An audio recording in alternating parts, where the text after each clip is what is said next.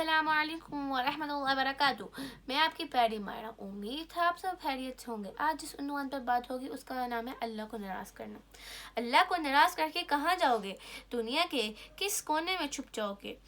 ایسی کوئی جگہ نہیں ملے گی جہاں اللہ سے چھپ سکو گے، جہاں اللہ آپ کو نہ دیکھ سکے. کیا آپ چاہتے ہو اللہ آپ سے ناراض ہو؟ نہیں نا. تو پھر کیوں نماز نہیں پڑھتے؟ کیوں چھوڑتے ہو نماز کو؟ نماز آخرت کی کنجی ہے، یعنی بخشش کا ذریعہ ہے.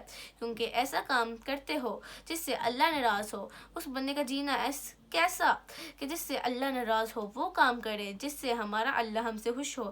دل لگا کر نماز پڑھو. نماز پڑھنے سے دل کو سکون ملتا ہے.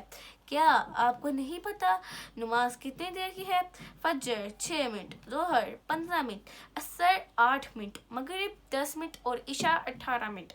Total 57 minute.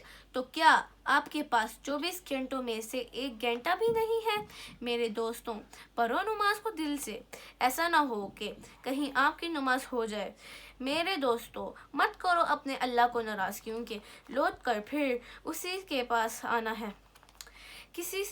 کسی کا بھلا نہ ہو سکے تو برا کرنے کی کوشش نہ کرو. دنیا تو کمزور ہے پر دنیا بنانے والا کمزور نہیں ہے. جزاک اللہ.